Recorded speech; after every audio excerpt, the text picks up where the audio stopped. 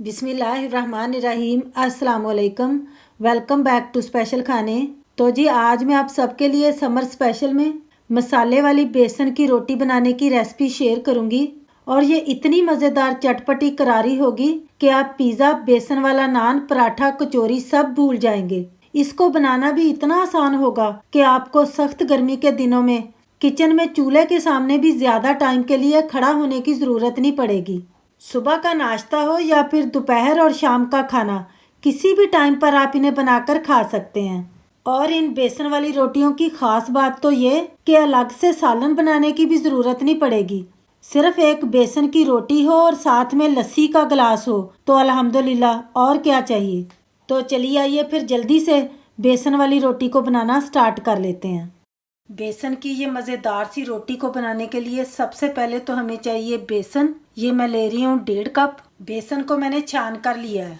1.5 cup बेसन के साथ 3 रोटियाँ बासानी बन जाती हैं। लेकिन अगर आपने ज़्यादा रोटियाँ बनानी है फिर आपने बेसन की क्वांटिटी बढ़ा लेनी है।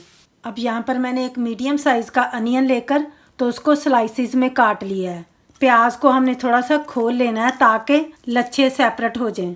लंबाई में प्याज कटा हुआ होता है ना, जब बेसन वाली रोटी में वो ज़्यादा मज़ेदार लगता है। अब इसके अंदर मैं ऐड कर दूंगी 3 हरी मिर्चें। 2 मैंने ग्रीन हरी मिर्चें ली और एक रेड वाली थी, बारीक सा मैंने काट लिया।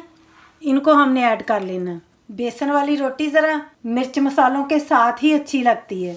और अब यहाँ पर मैंने 3 लहसुन की कलियाँ ली थी जिनको मैंने ग्रेट कर लिया। इनको भी हमने ऐड कर लेना। इसके साथ भी बेसन वाली रोटी में बहुत अच्छी खुशबू और जायका आता है। और अब मैं इसके अंदर ऐड कर दूंगी पालक। ये तकरीबन 3 से 4 टेबल स्पून होंगे। बारीक सा मैंने काट लिया और वॉश कर लिया। इसको भी हमने ऐड कर लेना। पालक आपने देख लेनी है, अगर सीज़न में आपको मिल रही है तो आपने ज़रूर ऐड करनी है, लेकिन अगर ना भी मिले तो कोई बात नहीं, फिर भी बहुत मज़ेदार बन जाती है। और अब यहाँ पर मैंने धनिया ले लिया है। इसको मैंने बारीक काट लिया और वॉश भी करके रखा हुआ है। इसको हमने मुट्ठी भर डाल लेना है। ये हम ज़रा ज़्यादा ही डालेंगे, बेसन की रोटी में ये बहुत ही अच्छा लगता है। और अब मैं इसके अंदर ऐड कर दूंगी आलू। ये मैंने एक मीडियम साइज़ का आलू लेकर तो उसको बॉईल करके रख लिया था। जब ये ठंडा हो गया तो फिर मैंने इसको इस तरह बारीक क्यूब्स में काटा। ये आलू हमने उबला हुआ एक डाल लेना है। ख्याल रहे कि हमने आलू उबाल कर डालना है, कच्चा नहीं डालेंगे। और अब हम कुछ ड्राई मसाला जात इसके अंदर ऐड कर लेंगे, जिनमें यहाँ पर मैं डालूंगी 1 टीस्पून साबुत ज़ीरा, 1 टीस्पून सॉल्ट भी ऐड कर लेंगे। सॉल्ट को आपने अपने टेस्ट के हिसाब से कम या ज़्यादा कर लेना है। और 1 पिंच हम अजवाइन का भी ऐड करेंगे। 1/2 टीस्पून हल्दी शामिल कर लेंगे। अब यहाँ पर मैं ऐड कर लूँगी चिली फ्लेक्स यानी कि कुटी हुई लाल मिर्च। ये मैं डालूँगी 1 टीस्पून। यहाँ पर मेरे पास है धनिया जो मैंने क्रश्ड करके रखा हुआ है। ये हम डाल लेंगे 2 टीस्पून। ये ज़रा ज़्यादा ही डलेगा। साबुत धनिया नहीं डालेंगे, इस तरह आपने क्रश्ड कर लेना है धनिया को। अब यहाँ पर मैं डालूँगी 1/2 टीस्पून गरम मसाला। और अब यहाँ पर मैंने लिया कसूरी मेथी। ये ले लिया मैंने 1 टीस्पून। इसको हमने हाथों से थोड़ा क्रश्ड करके डालना है, फिर इससे खुशबू बहुत ज़्यादा अच्छी निकलती है जो बेसन वाली रोटी को नेक्स्ट लेवल में ले जाती है। अब अच्छी खुशबू के लिए यहाँ पर मैंने 2-3 पत्तियाँ पुदीने की ले ली हैं। इनको भी हमने ऐड कर लेना है। बारीक सा हमने काट लेना है, बहुत ज़्यादा नहीं हमने पुदीना डालना। तो बस अब हमने सारी चीज़ों को मिक्स कर लेना है। गर्मियों के दिनों में अगर लंबी चौड़ी आपका कुकिंग करने को दिल ना करे तो फिर आपने ये बेसन वाली रोटी ज़रूर बनाकर खानी है। मिक्स करने के दरमियान ही यहाँ पर मैंने 1/2 teaspoon normal red chilli powder भी ले लिया है।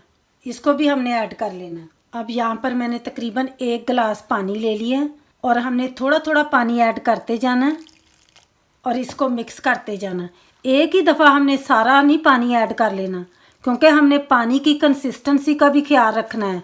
बेसन वाली रोटी का सारा मज़ा तो उसके ये बैटर में होता है जो हम बेसन वाला तैयार करते हैं।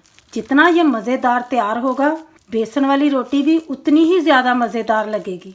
यकीन माने जब आप शिखर दोपहर में एक बार मेरे इस तरीके को फॉलो करके बेसन वाली रोटी बनाकर खाएंगे तो आपका दिल खुश हो जाएगा। अब यहाँ पर देखें, आधे कप से थोड़ा सा ज़्यादा पानी डल गया है और बैटर हमारा रेडी हो गया है।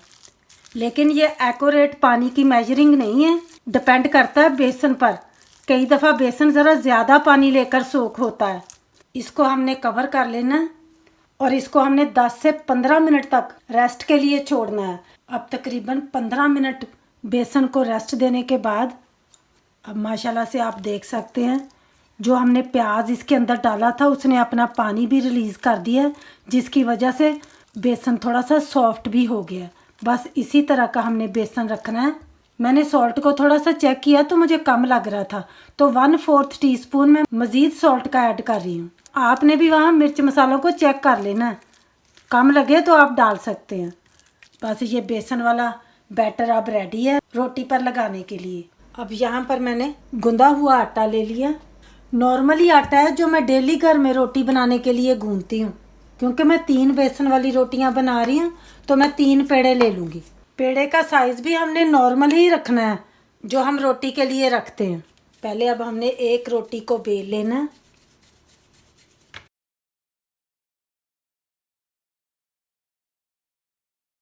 रोटी को मैंने बेल लिया। अब यहाँ पर मैंने तवा लिया है, फ्लेम को भी मैंने ऑन कर लिया है लो से मीडियम पर। जब तवा गर्म हो जाए तो मैं इसके ऊपर डाल दूँगी रोटी। जब एक साइड से रोटी डन हो जाए तो हम रोटी को फ्लिप ओवर कर लेंगे। रोटी को फ्लिप करने के बाद ये जो हमने बेसन का मिक्सचर रेडी करके रखा है ये हमने रोटी के ऊपर लगा लेना है। ख्याल रहे कि बहुत ज़्यादा हमने थिक लेयर नहीं लगानी बेसन की। सारी रोटी के ऊपर हमने स्प्रेड कर लेना है मिक्सचर को, किनारों तक हम लगाएंगे।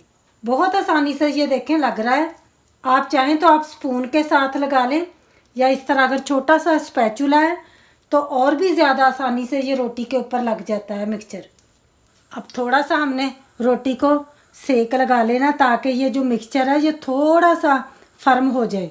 जब बेसन का मिक्सचर आपको नज़र आए कि हल्का सा ड्राई होने को है तो बस इसी टाइम पर हमने 1 से 1.5 टीस्पून के करीब ऑयल ऊपर डाल लेना है। ऑयल लगाने के बाद रोटी को फ्लिप ओवर कर लेना है। फ्लेम को ना ज़्यादा हमने लो पर रखना है ना ज़्यादा हाई पर रखना है। अगर हमने फ्लेम को हाई पर रख लिया तो फिर ऊपर से तो रोटी लगेगी कि पक गई है लेकिन अंदर से बेसन कच्चा रह जाएगा।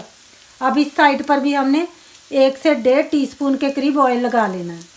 रोटी के दोनों साइडों पर हमने ऑयल या घी लगाना है। अब हमने हल्का सा प्रेस करते जाना है ताकि अंदर तक बेसन हमारा पक जाए, कच्चा ना रहे। तंदूर में तो बहुत ज़्यादा हीट होती है लेकिन हम घर में बना रहे हैं, तवे पर बना रहे हैं, तो फिर हमने थोड़ा सा ख्याल रखना है कि बेसन अच्छे तरीके से पक जाना चाहिए।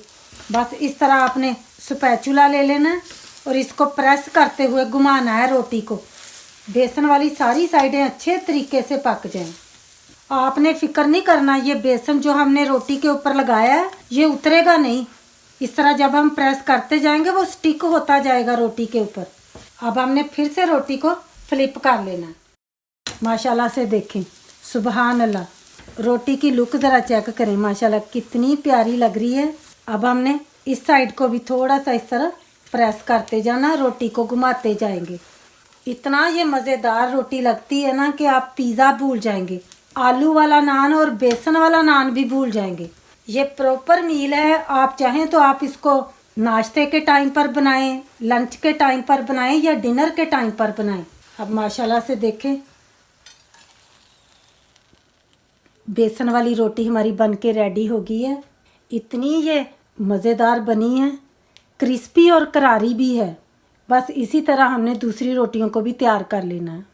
अब यहाँ पर मेरी तीनों बेसन वाली मसालेदार रोटियाँ बन के रेडी हो गई हैं। अब यहाँ पर मैं अपनी गर्मा गर्म मसालेदार बेसन वाली रोटियों को सर्व कर रही हूँ दही वाले रायते के साथ, और साथ ही मैंने थोड़ा सा अचार भी रख लिया है। थोड़ा सा देसी टच देने के लिए यहाँ पर मैंने लस्सी भी बना ली है जो मेरे हस्बैंड को बहुत पसंद है। अगर आपको ये मेरी आज की रेसिपी पसंद आई है तो प्लीज़ शेयर कर दीजिएगा ज़्यादा से ज़्यादा फैमिली और फ्रेंड्स के साथ। दुआओं में याद रखिएगा। फिर मिलेंगे इंशाल्लाह ताला आने वाली मेरी एक बहुत ही ख़ास वीडियो के साथ। तब तक के लिए ढेरों दुआओं के साथ अल्लाह हाफिज़।